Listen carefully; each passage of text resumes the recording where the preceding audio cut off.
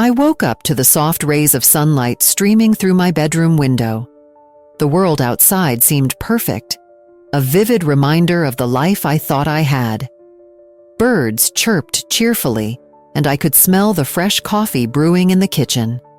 Everything felt right. I stretched and smiled, ready to embrace another day as Jace's devoted wife.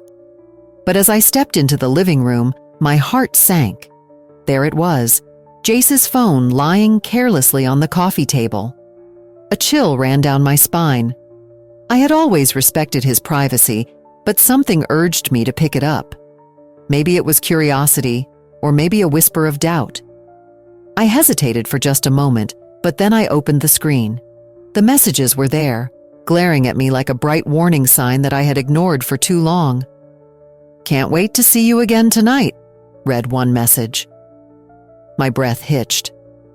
"You make me feel alive," said another. Each word struck me harder than the last. I felt as if the ground beneath me was crumbling away, leaving me in a free fall of confusion and hurt. "Jace, how could you?" I whispered to myself, the words barely escaping my lips. The realization hit me like a tidal wave. The life I thought was perfect had cracks I never saw. My heart raced as I grappled with the feelings flooding in, betrayal, anger, and a deep sense of invisibility. Had I really been so blind? Had my role as a wife been reduced to just a title? I felt the tears prick at the corners of my eyes but held them back, refusing to let my pain spill out just yet. "Get a grip, Ilara," I said to myself, trying to muster some strength. I took a deep breath and felt a flicker of determination ignite within me. I was not going to be a victim of my circumstances. I had been a devoted wife, and now I realized I deserved more than this betrayal. I set the phone down, my hands trembling.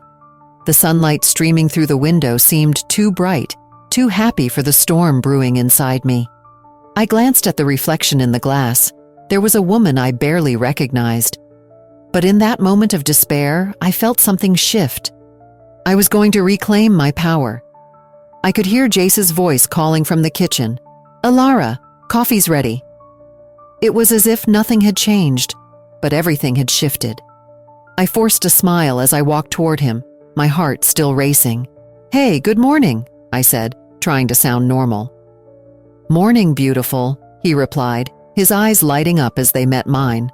But I could see it now, the cracks in his smile, the shadows in his eyes.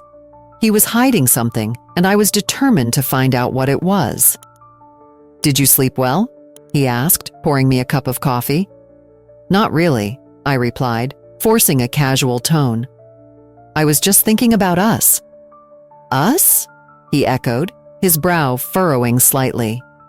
"Yeah, you know, how we can make things even better," I said, keeping my voice light. Inside, however, I was battling a whirlwind of thoughts.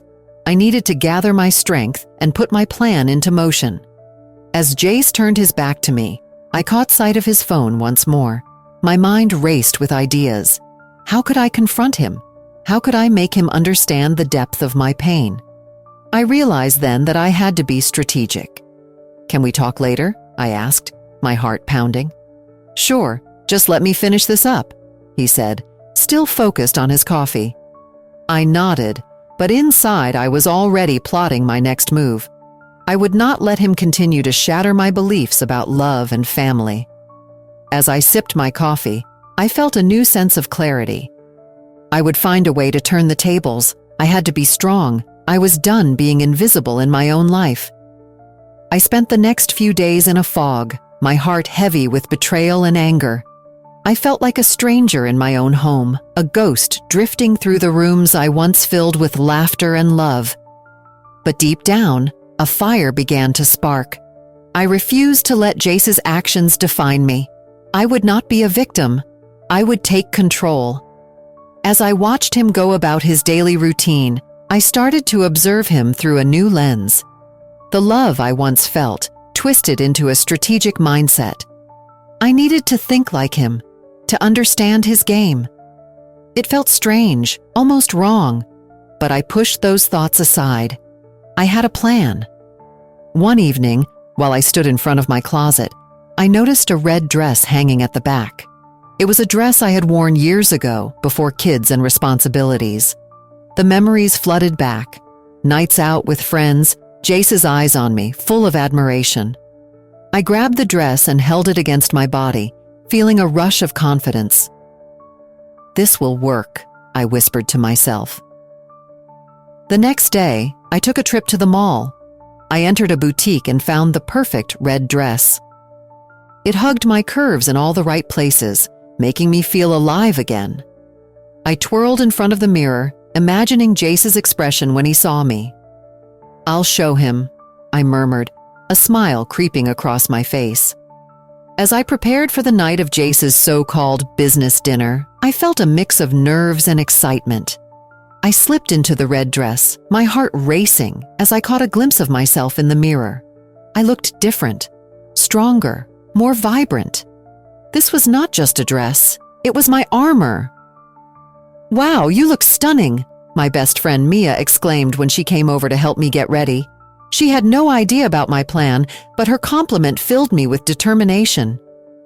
"Are you sure about this, Ilara?" she asked, concern flickering in her eyes. "I have to do this, Mia," I replied, adjusting my hair. "I need him to see what he's lost." As the evening approached, I took a deep breath and picked up my phone. I dialed the number I had found in Jace's messages, the number of the woman he had been seeing.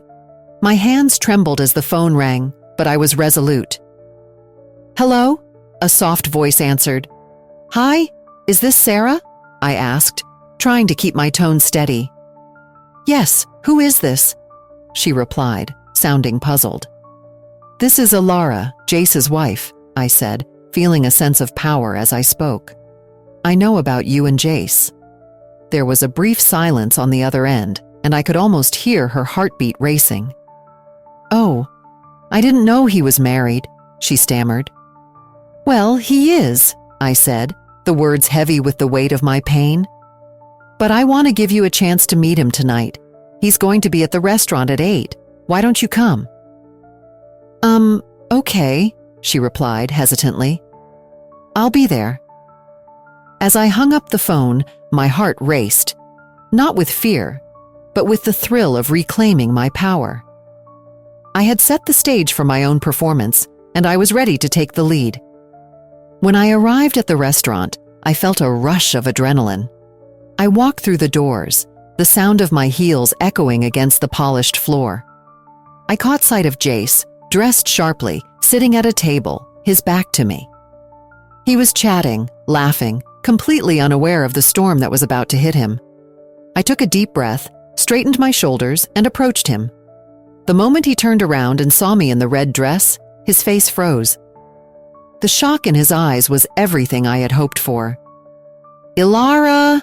he exclaimed, his voice a mix of surprise and dread. "Hi, Jace," I said, my voice calm, but inside I was buzzing with energy. I had turned the tables. This was my moment, and I was ready to face whatever came next. As I walked into the restaurant, the sound of laughter and clinking glasses filled the air. The bright lights made everything seem so perfect, but inside me, a storm was brewing. I took a deep breath, feeling the fabric of my stunning red dress hug my body. It was a reminder of the woman I used to be, the woman Jace once loved. I spotted him at the bar, his back turned, chatting with a group of colleagues. My heart raced as I made my way toward him, each step fueled by a mix of anger and determination. When Jace finally turned around, his eyes widened in shock. "Ilara, is that you?" he stammered, momentarily speechless. I could see the confusion mixed with a hint of fear on his face. I simply smiled, a small curve of my lips that felt foreign yet empowering. "Surprised to see me?" I replied, my voice steady despite the chaos within. I slid into the chair across from him, the tension thickening the air between us. It was now or never. Just then, I noticed her at a nearby table, the other woman. She sat there, oblivious to the storm that was about to unfold. Her laughter rang out like nails on a chalkboard to my ears. How could she sit there so carefree, knowing what she had done? I felt a fire ignite within me. "Are you here for dinner?" Jace asked, trying to regain his composure. "Oh, I'm here for a lot more than that," I replied, my eyes narrowing slightly. I didn't want to show him how much his betrayal had hurt me, but I couldn't help it. The pain was written all over my face, though I didn't utter a single word about it. Instead, I let my tears speak for the years of love, trust, and devotion that had crumbled in an instant. "Is everything okay?" he asked softly, his brow furrowing as he took in my expression. I wiped a tear away, forcing myself to maintain eye contact. "Do you really want to know?" I challenged, my voice steady. I could see him swallow hard, trying to figure out how to respond. I didn't expect to see you here," Jace finally said, his voice dropping to a near whisper. "I thought you were busy tonight." I laughed, a bitter sound that surprised even me. "Busy? Oh, Jace, I have been busy, just not in the way you think." I gestured toward the other woman, who was still chatting away, unaware of the tension brewing at our table. "You thought you could have your cake and eat it too?" His eyes darted to the woman and then back to me, realization dawning. "Ilara, Don't," I interrupted, my heart racing. I could see the guilt wash over him, but I wasn't here to let him off easy. "You chose her. You chose to betray me. Do you have any idea how hard it has been for me to sit at home, thinking everything was fine while you were out with her?" "I'm sorry," he said, his voice breaking slightly. "I didn't mean for it to happen. It was a mistake." "A mistake?" I echoed, my voice rising. "You don't just make a mistake like that, Jace. You don't just throw away years of love for a quick thrill." The weight of my words hung heavy in the air. I could feel the eyes of the other patrons on us, but I didn't care. I had been invisible for too long, and now I was finally seen. "I wish I could take it back," he said, his eyes filled with regret. "I never wanted to hurt you." "But you did," I replied, my voice calm now. It was time for him to face the truth. "And I can't go back to being the woman who overlooked your lies. I deserve better." He sat there, speechless, and for a moment, I felt a sense of power wash over me. I could see the pain in his eyes, and it reminded me of the years I had spent feeling betrayed and invisible. But I would not be defined by his choices anymore. As I stared into his eyes, I knew that this was only the beginning of my journey. I would not let his actions break me. I was reclaiming my voice, my strength, and my identity. I stood up, my heart pounding, and whispered, "Goodbye, Jace." With that, I turned and walked away, leaving behind the man who had shattered my world. I felt lighter with each step, knowing I was finally on the path to reclaiming my life. As I sat there in that dimly lit restaurant, I could see the shock on Jace's face. His eyes widened as he took in my presence, dressed in the red dress I had chosen so carefully. The silence between us felt heavy, like a weight pressing down on both our hearts. I had expected him to say something, anything, but he just stood there, frozen in disbelief. "Ilara?" he finally whispered, his voice shaking. I looked at him, my heart pounding. "Yes, it's me, the woman you've betrayed." My voice was steady, surprisingly calm for the storm that raged inside me. Jace took a step closer, his eyes darting between me and the table where the other woman sat, oblivious to the chaos unfolding. I didn't mean for it to happen," he stammered. I shook my head, feeling a mix of anger and sorrow. "You didn't mean for it to happen? That's the excuse you're going with?" The hurt was palpable in my words, but I held my composure, refusing to let him see the depth of my pain. He ran a hand through his hair, looking lost. I thought we were okay. I didn't realize how much I was hurting you."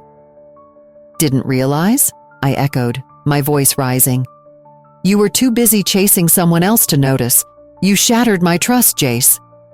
The tears that had threatened to spill finally escaped, but I let them fall silently, a quiet testament to the years of hurt. I could see the regret etched on his face, and for a moment, I almost felt pity for him. "I'm sorry, Alara," he said, his voice barely above a whisper. "I never wanted to hurt you. You have to believe me." I took a deep breath, inhaling the scent of the restaurant around us. "Believe you? How can I believe anything you say now?" I paused, looking into his eyes. "You took everything from me. My love, my trust, my sense of self." Jace's shoulders slumped, and he glanced at the other woman, who was now staring at us, confusion written all over her face. "I didn't think it would come to this," he murmured, more to himself than to me. "Neither did I." I felt a surprising clarity wash over me as I spoke. In that moment, I realized that I was not here to seek revenge through anger. I was here to reclaim my identity, to take back the power he had stolen from me. "Maybe you didn't think," I said, my voice softer now, "but I'm done being the victim. This is my life, Jace, and I will not let you define me anymore." He looked up, his eyes searching mine, filled with a mixture of shame and longing. "What can I do to make this right?" I shook my head. "You can't. You've already made your choice. Now, it's my turn to make mine." The truth hit me. This wasn't just about the betrayal. It was about my journey forward. I had been broken, but I was not defeated. I felt a sense of liberation wash over me, a lightness I hadn't felt in ages. "I need to go," I said, standing up. I took one last look at him, at the man I once loved and the shell of who he had become. "Goodbye, Jace." As I walked away from the table, I felt a strange mix of sadness and strength. The tears continued to fall, but they were different now. They were not just tears of pain, they were tears of release. Outside the restaurant, the cool night air hit my face, and I took a deep breath. I was free. The pain of betrayal had transformed into an opportunity for growth. I knew the journey ahead would be long, but for the first time in a long while, I felt hope. I had stepped into the storm, faced it head-on, and emerged on the other side. I was not just Alara, the devoted wife. I was Alara, the woman who would reclaim her life. As the days passed after that fateful night, I found myself on a new path. It wasn't easy, but I knew I had to focus on healing. I signed up for therapy, hoping to untangle the mess of emotions inside me. On my first day, I sat nervously in the waiting room. The smell of coffee filled the air, mixed with a hint of lavender from the candles. When the therapist called my name, I took a deep breath and walked into her office. "Hi, Alara. I'm Dr. Smith. What brings you here today?" she asked kindly, her voice soothing. I found out my husband was cheating on me," I admitted, feeling vulnerable. "I'm sorry to hear that. It can be incredibly painful. How are you feeling about it all?" she continued, her eyes encouraging me to share more.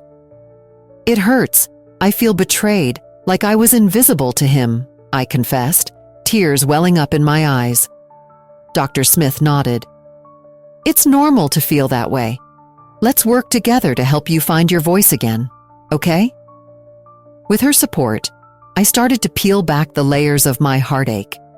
I learned to express my feelings openly, which was something I had struggled with for years. It felt like a weight was lifting off my shoulders. As I worked on my healing, I also focused on reconnecting with my children. They were my greatest joys, and I wanted them to see my strength. One afternoon, I gathered them in the living room. "Hey, guys," I said, sitting on the floor with them. "I want to spend more time together. What do you think?" "Can we make cookies?" my youngest Mia asked, her eyes sparkling. "Of course! Let's make a mess in the kitchen." I laughed, feeling a warmth in my heart. In the kitchen, we flourished as we mixed dough and shaped cookies. Laughter filled the air, and for a moment, I forgot the pain. I looked at my kids, and I realized they needed to see me happy again.